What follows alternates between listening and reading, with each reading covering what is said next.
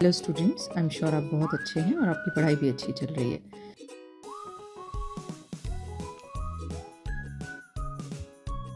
देखिए, हमने पिछले कुछ वीडियोस प्रीपोजिशंस पे ही अपलोड किए हैं, आपको अपनी स्क्रीन पे दिख रहे होंगे। जाइए इन्हें देखिए। अगर आपको लगता है कि आपको प्रीपोजिशंस पढ़ने की ज़रूरत है और अगर आपको लगता है कि आप सब ठीक से समझ चुके हैं तो इट इज़ क्विज टाइम।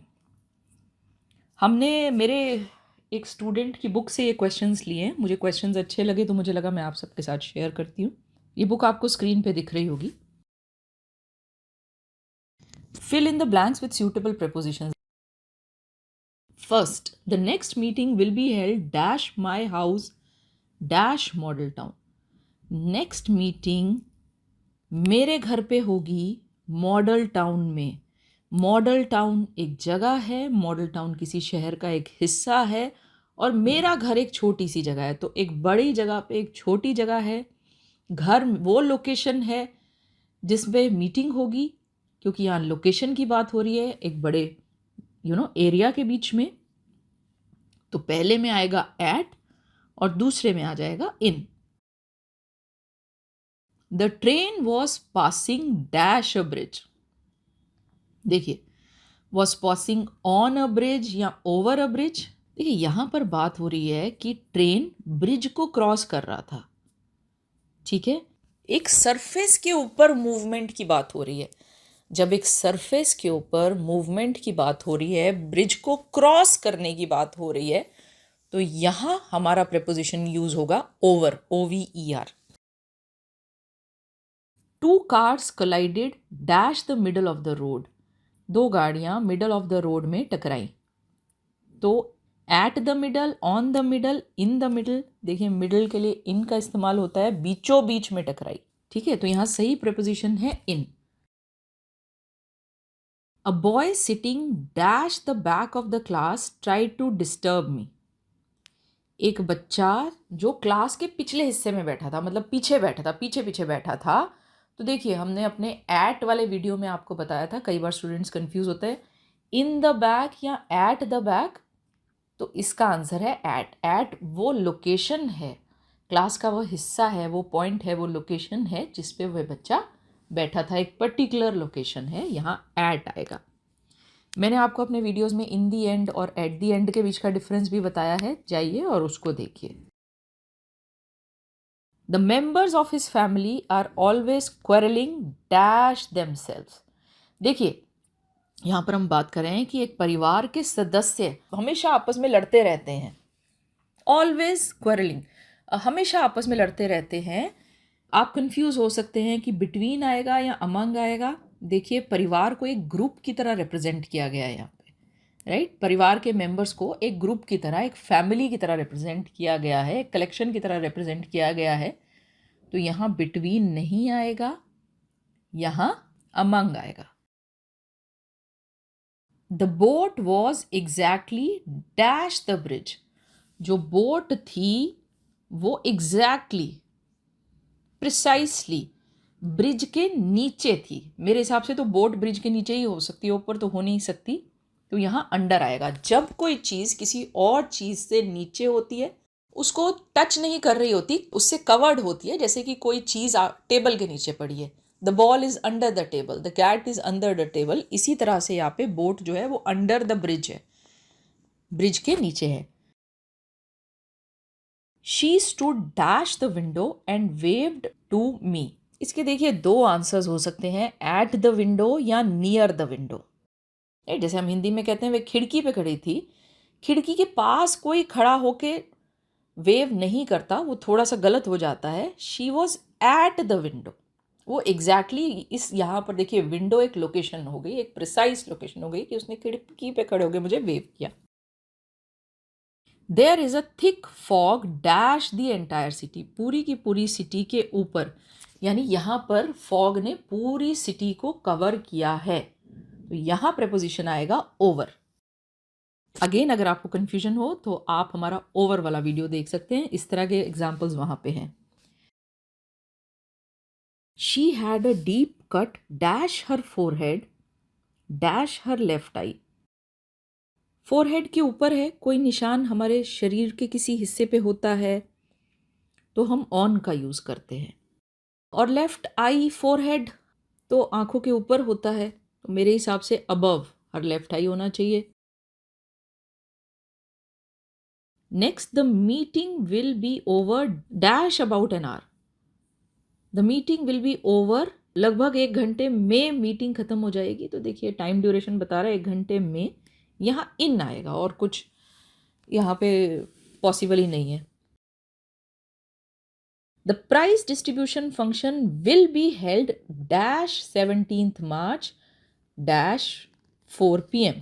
देखिए 17th मार्च डे है, डेट है। रूल से जाएं तो सिंपल सा रूल लगता है, यहाँ पे ऑन लगेगा, डे के साथ डेट के साथ ऑन लगता है। और टाइम है, स्पेसिफिक टाइम है 4 PM। तो फिर रूल्स से अगर हम समझें तो यहाँ एट लगता है। I am always at home dash a Sunday morning. Sunday morning एक स्पेसिफिक दिन है। आप कंफ्यूज हो सकते हैं कि यहाँ ऑन आएगा या एट आएगा। तो यहाँ क्योंकि एक पर्टिकुलर दिन की बात हो रही है, एट का यूज़ हम तब करेंगे जब एक स्पेसिफिक टाइम एक डे में आता है, जैसे कि एट 6 PM या 6 AM। लेकिन यहाँ पर अ संडे मॉर्निंग है, तो इसे याद कर लीजिए, यहाँ ऑन आएगा, ऑन अ संडे मॉर्निंग।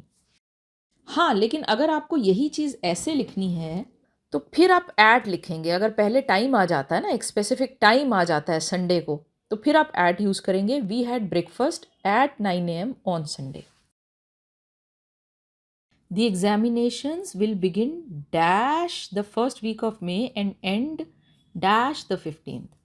देखिए फर्स्ट वीक ऑफ मे शुरू होंगे, वीक के लिए हम इन का इस्तेमाल करेंगे। और 15 तारीख दी गई है, 15th माने कोई तारीख है, कोई दिन है, तो फिर ऑन हो जाएगा, on the 15th। He has been in the hospital dash January. यहाँ पर मैं जानती हूँ स्टूडेंट्स कंफ्यूज होंगे कि सिंस जनवरी होगा या फॉर जनवरी होगा।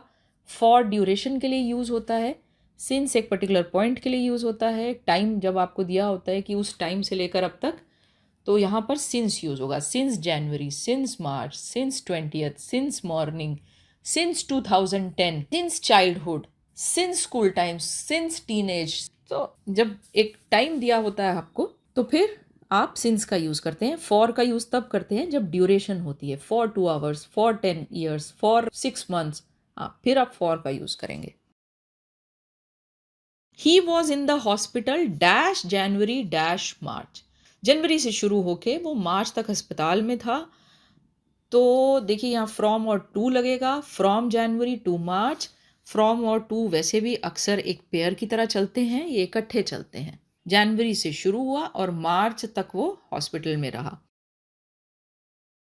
Our shop announced a clearance sale dash Durga Puja. Durga Puja के दौरान एक सेल अनाउंस की गई। तो दौरान की इंग्लिश होती है ड्यूरिंग, उसके दौरान।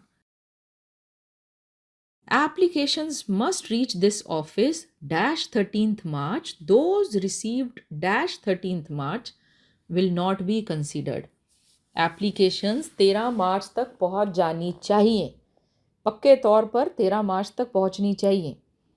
उसके बाद आने वाली एप्लीकेशंस को कंसीडर नहीं किया जाएगा, उनकी गिनती नहीं होगी। तो कोई काम ऑफिशियली अगर एक पर्टिकुलर डेट तक किया जा सकता है तो वहाँ हम यूज़ करते हैं बाय। ओके, तो office by 13th March, 13th मार्च तक। ये कई बार ऑफिशियल डॉक्यूमेंट्स में इस प्रपोजिशन का यूज़ होता है। दोज रिसीव्ड आफ्टर 13th मार्च, वो जो 13th मार्च के बाद मिलेंगे, तो नेक्स्ट ब्लैंक में आ जाएगा after. The school will remain closed dash 24th December dash 30th December। It will reopen dash 1st January। I am sure आप समझ गए होंगे, पहले भी हमने ऐसा एक क्वेश्चन किया है। तो फ्रॉम 24th टू 31st हो जाएगा, और पहली तारीख जो है 1st जनवरी जो है, आपको तारीख बताई जा रही है, डेट की के बारे में बताया जा रहा है, तो ऑन आ जाएगा। नेक्स्ट देखते हैं, the mad beggar through stone dash the children, यानी जब किसी को किसी चीज़ से अटैक किया जाता है, एक डायरेक्शन में कोई चीज़ फेंकी जाती है, थ्रो की जाती है, तो हम वहाँ एट का यूज़ करते हैं, at the children. The car knocked dash the sign post and overturned, like sign post को उसने हिट कर दिया और फिर वह पलट गई, ओवरटर्न हो गई। देखिए यहाँ पर आप कंफ्यूज हो सकते हैं कि नॉक्ड एट होगा या नॉक्ड अगेंस्ट होगा। अगर बात ऐसे है कि किसी ने किसी चीज़ को एक्सीडेंटली हिट कर दिया है ना, एक कोलिजन की सेंस में, तो फिर हम नॉक्ड अगेंस्ट का यूज़ करते हैं। नॉक्ड एट हम तब यूज़ करते हैं जैसे कि कोई दरवाजे को खटखटा रहा हो। The old man walked dash the park towards the road. The old man walked, park के पार गए वो, रोड की तरफ, towards the road, across the park. यहाँ पर जो हमारा प्रेपोजिशन यूज होगा वो होगा अक्रॉस। एक और देखिए जो इससे थोड़ा मिलता जुलता है पर वहाँ अक्रॉस यूज नहीं होगा। The car went slowly dash the tunnel, car धीरे से टनल के, देखिए टनल से कैसे कोई कार जाएगी, टनल के बीच में से गुजरेगी, एक साइड से एंटर होगी और दूसरी साइड से एग्जिट होगी। जब ऐसा कुछ होता है तो हम थ्रू का यूज़ करते हैं। ये अक्रॉस नहीं है, ये थ्रू है, वह उसके अंदर से मूव होती हुई बाहर निकली है। पार्क के लिए से पिछले एग्जाम्पल में हम थ्रू का यूज़ नहीं करेंगे क्योंकि वहाँ पर थ्रू को हाईलाइट नहीं किया गया। यहाँ हम ये बता रहे हैं पिछले सवाल में कि पार्क के पार गए, वह पार्क को उन्होंने क्रॉस किया। दोनों में माइन्यूट डिफरेंस है, इसको समझिए।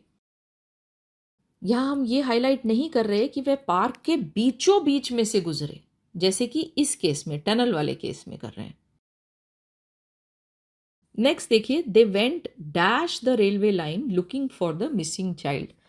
वे रेलवे लाइन के साथ साथ भी जा सकते थे या वो रेलवे लाइन की तरफ भी जा सकते थे। देखिए मेरे लिए यहाँ दो प्रेपोजिशंस फिट होती हैं, अलोंग और टूवर्ड्स। अलोंग का मतलब ये है कि वे रेलवे लाइन के साथ साथ गए, ठीक है, रेलवे लाइन के पैरेलल गए, उसके साथ साथ, जैसे जैसे रेलवे लाइन चली वैसे वैसे उसके साथ साथ वो चले। और एक और टूवर्ड्स जो है वो भी मेरे लिए यहाँ फिट होता है, जिसका मतलब है कि वे रेलवे लाइन की तरफ गए। रेलवे लाइन को हम एक जगह की तरह ले रहे हैं और एक लोकेशन की तरह ले रहे हैं कि वो उसकी तरफ मूव किए। मे बी वो बहुत दूर से आए और वो रेलवे लाइन की तरफ गए और वो अपने मिसिंग चाइल्ड को वहाँ उन्होंने ढूंढा। The crowd pressed dash the gate, crowd ने, भीड़ ने एक फोर्स अप्लाई किया गेट पे, तो यहाँ अगेंस्ट का यूज़ होता है। अगेन जब एक फोर्स अप्लाई किया जाता है तो अगेंस्ट का यूज़ किया जाता है। The fox jumped dash the wall, fox wall के आर पार जंप की, मतलब वो वॉल के ऊपर चढ़ी होगी और फिर दूसरी तरफ उसने छलांग लगाई होगी। तो इस तरह की सिचुएशन में हम ओवर का यूज़ करते हैं। The fox jumped over the wall, ये आपको मिल जाएगा हमारी ओवर वाले वीडियो में। The aeroplane flew dash the clouds, aeroplane cloud के ऊपर उड़ा, तो देखिए यहाँ ओवर भी हो सकता है या अबव भी हो सकता है, मेरे हिसाब से दोनों ही ठीक है। अब आगे वाले क्वेश्चंस में आपको चॉइसेस दी गई हैं, आपको दो ऑप्शंस दिए जाएंगे और आपको एक सिलेक्ट करना है। He sat dash the table to write a letter, at the table या ऑन द टेबल।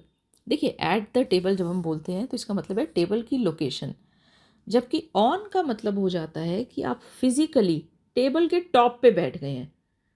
ऐसे तो लोग नहीं बैठते टेबल पे, तो यहाँ टेबल वाली लोकेशन को सिग्निफाई किया जाता है एट का इस्तेमाल करके, at my desk, at the dining table. ठीक है, इस तरह से इसको यूज़ करिए। We rested dash a tree, below a tree या अंडर अ ट्री। देखिए अंडर यहाँ पर सही होता है, बिलो का मतलब भी होता है किसी से लोअर पोजीशन पर यहाँ ट्री हमें कवर करता है। जब हम ट्री के नीचे बैठते हैं तो हम उससे कवर किए जाते हैं, तभी हम उसके नीचे बैठते हैं, तो यहाँ अंडर बेटर है। They have been troubling us dash the beginning. देखिए बिगिनिंग एक पास्ट का एक पॉइंट है, और तब से लेकर अब तक, शुरुआत से लेकर अब तक, बिगनिंग माने शुरुआत से लेकर अब तक ये हमें ट्रबल करते आ रहे हैं।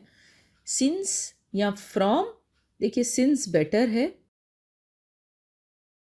Come and sit dash me, beside me या बिसाइड्स मी, बिसाइड का यूज़ होगा। बिसाइड का मतलब होता है नेक्स्ट टू मी, मेरे बगल में।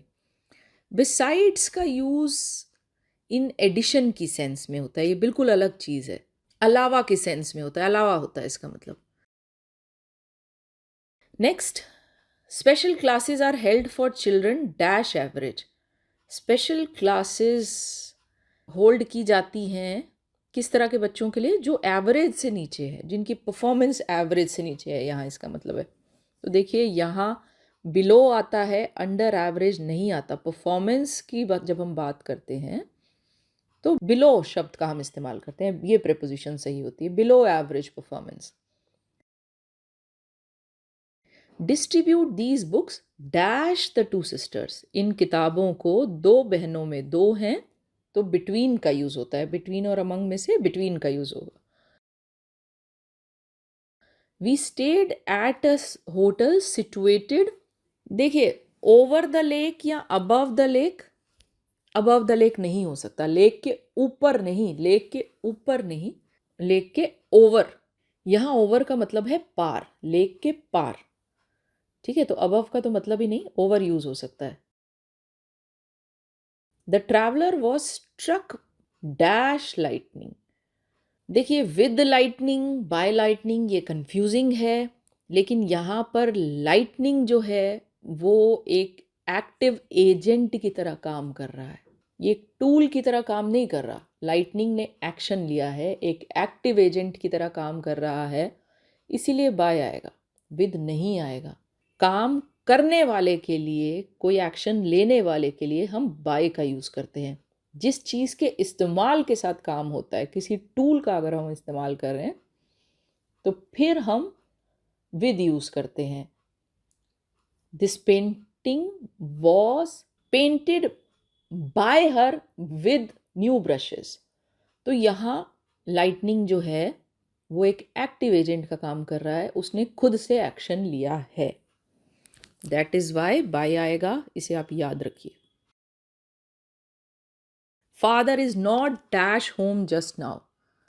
इन होम नहीं होता, इन अंदर होने की बात करता है, लेकिन अभी हम ये कह रहे हैं कि लोकेशन बता रहे हैं हम उनकी, किसी की करंट लोकेशन इंडिकेट करने के लिए हम एट का यूज़ करते हैं। Father is not at home, otherwise भी एट होम ही होता है, इन होम का इस्तेमाल नहीं होता, क्योंकि यहाँ पर हम ये बताना चाह रहे हैं कि फादर घर वाली लोकेशन पे, या घर, हिंदी में हम ज़रूर घर में बोलते हैं बट अंग्रेज़ी में हम एट होम ही कहेंगे। अगर कोई पूछ रहा है कि आपके पिताजी घर पर हैं तो no, my father is not at home. अंदर या बाहर होने की बात यहाँ नहीं हो रही, हम सिर्फ ये जानना चाह रहे हैं कि घर वाली लोकेशन पे हैं। Is the train dash time, in time या ऑन टाइम। अगर कोई चीज़ अपने सही वक्त पे है, ट्रेन, कोई मूवी, कोई फ्लाइट, कोई एग्ज़ाम, तो हम ऑन का यूज़ करते हैं, इट इज़ ऑन टाइम। इन का इस्तेमाल हम तब करते हैं जब किसी काम के लिए हम वक्त से थोड़ा पहले पहुंच जाते हैं, तो यहाँ आंसर है on. This book is quite different dash that. देखिए डिफरेंट दैन दैट या different from that, different from that होता है। कई लोग दैन को भी सही समझते हैं पर ग्रामेटिकली फ्रॉम सही है। बहुत से लोग हैं जो दैन को सही नहीं समझते, तो आप फ्रॉम ही यूज़ करिए, फ्रॉम इज सेफर।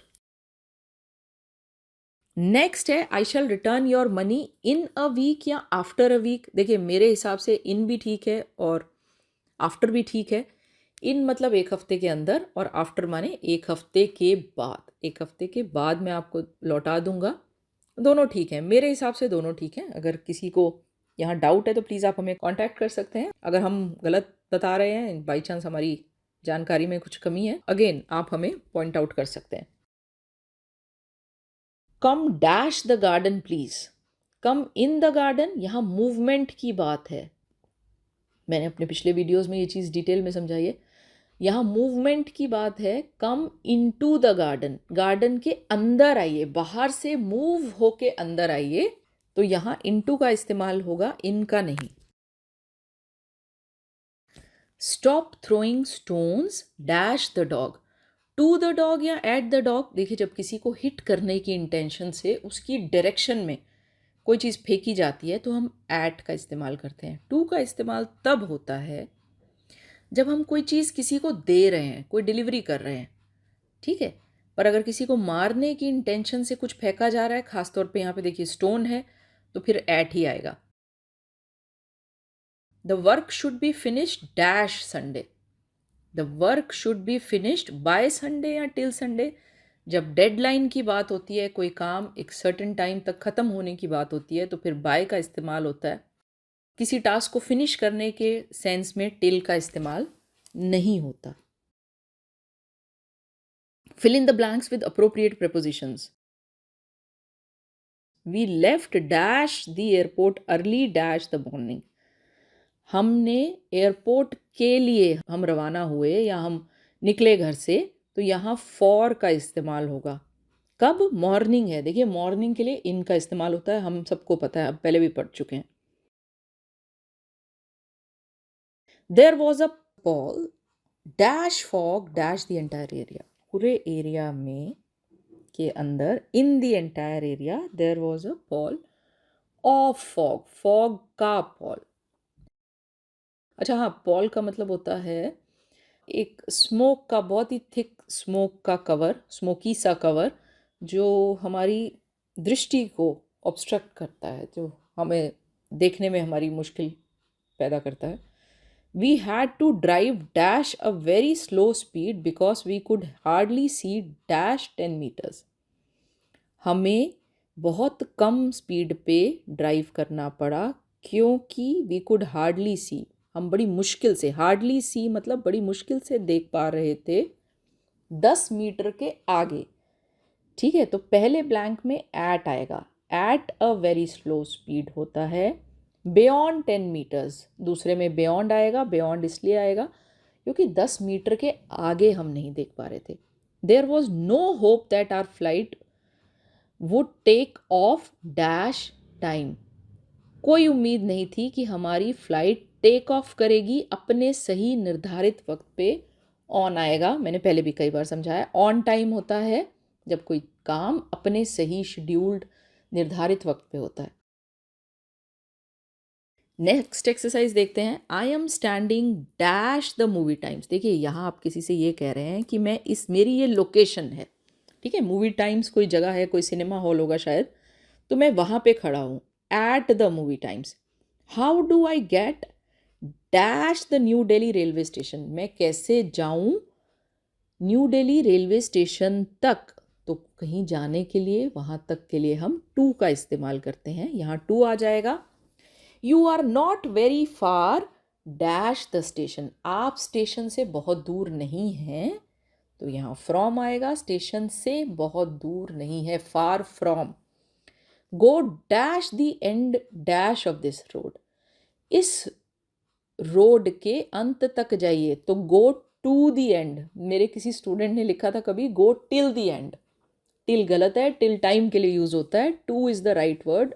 सड़क के अंत तक जाइए, ऑफ दिस रोड, इस रोड की, एंड टर्न राइट, और सीधे हाथ को हो जाइए, turn left dash the next traffic light. जो नेक्स्ट ट्रैफिक लाइट की जो लोकेशन है ना, जो पॉइंट है, वहाँ से आप लेफ्ट हो जाइए। यहाँ पर एट आएगा। Look ahead and you will see the station dash your right. Direction के लिए हम आपके राइट पे होगा, ऑन योर राइट सही है। सो आज के लिए इतना ही। आई एम श्योर आज आपने कुछ इम्पॉर्टेंट लर्न किया है और कुछ गलतियां अब आप अवॉइड कर पाएंगे। यहाँ मैं आपको याद दिला दूँ कि हमारे चैनल पे इसके अलावा भी बहुत सा कंटेंट है, बहुत सा यूज़फुल कंटेंट है मुझे कहना चाहिए। हमने उस सारे कंटेंट को मल्टीपल प्लेलिस्ट में डिवाइड किया है। हम आपको ग्रामर और वोकैबुलरी सिखाते हैं। ये आपकी मदद करते हैं अपनी लैंग्वेज को एक्यूरेटली लिखने और बोलने में। इसके अलावा हमारे चैनल पर ये प्लेलिस्ट है from novice to pro, building strong writing and speaking skills. यहाँ हम आपको बेस्ट प्रैक्टिसेस सिखाते हैं जो आपकी मदद करते हैं इम्प्रेसिवली और इफ़ेक्टिवली राइटिंग और स्पीकिंग करने में। इसके अलावा हमारे चैनल पे पर्सनैलिटी डेवलपमेंट थ्रू कम्युनिकेशन करके एक प्लेलिस्ट है। इस प्लेलिस्ट में वो वीडियोस हैं जो आपको सिखाते हैं कि कैसे आप अपनी कम्युनिकेशन को ऑप्टिमाइज़ कर सकते हैं। देखिए, पहला स्टेप है कि आप लैंग्वेज सीखते हैं, आप ग्रामर और वोकैबुलरी ठीक से सीखते हैं, लैंग्वेज को एक्यूरेटली लिखते हैं। सेकेंड स्टेप है कि आपकी राइटिंग और स्पीकिंग थोड़ी इम्प्रेसिव हो जाती है। वो टिप्स हम आपको देते हैं from novice to pro building strong writing and speaking skills वाली अपनी प्लेलिस्ट में। इसके सभी वीडियोस इंग्लिश में हैं। उसके बाद जो नेक्स्ट स्टेप है कि कैसे आप अपने कम्युनिकेशन को ऑप्टिमाइज कर सकते हैं, उससे रिलेटेड जो वीडियोस हैं वो सब के सब पर्सनैलिटी डेवलपमेंट थ्रू कम्युनिकेशन हमारी इस प्लेलिस्ट में है। ऑप्टिमाइज करने से मेरा मतलब है कि आप अपनी कम्युनिकेशन स्किल्स की मदद से एक पर्टिकुलर सिचुएशन में से बेस्ट आउटपुट निकाल सकते हैं। ये प्लेलिस्ट आपको सिखाती है कि कैसे आप अपनी पर्सनल लाइफ को पीसफुल और प्रोफेशनल लाइफ को पीसफुल करने के साथ साथ उसमें ग्रोथ इंश्योर कर सकते हैं। इसके अलावा आपको हमारे चैनल पे आईएलटीएस से रिलेटेड बहुत सा कंटेंट मिल जाता है। और अब हमने इंट्रोड्यूस किया है ओलंपियाड के सैम्पल पेपर के डिस्कशंस को। तो आप ओलंपियाड की अगर तैयारी कर रहे हैं, आप या आपके बच्चे, तो आप हमारी इन प्ले लिस्ट को भी ज़रूर विज़िट कीजिए। मैंने बहुत डिटेल में एक एक पेपर लिया है और एक्सप्लेन किया है। ये सिर्फ उन बच्चों के लिए यूज़फुल नहीं है जो ओलंपियाड के लिए तैयारी कर रहे हैं, ओलंपियाड के एग्ज़ाम के लिए तैयारी कर रहे हैं। ये बाकी उन लोगों के लिए भी उतने ही यूज़फुल हैं जो इंग्लिश लैंग्वेज पे वर्क कर रहे हैं। आप अभी जाइए और हमारी इन प्लेलिस्ट को ब्राउज़ कीजिए। अगर आपको हमारा मटेरियल यूज़फुल लगता है, and I can assure you हमारा मटेरियल यूज़फुल है, तो आप हमारे वीडियो को लाइक कीजिए, अपने कमेंट्स छोड़िए, अपने दोस्तों और फैमिली मेम्बर्स के साथ शेयर कीजिए। हम आपसे जल्द ही मिलेंगे अपने नेक्स्ट वीडियो के साथ। Bye bye, see you soon.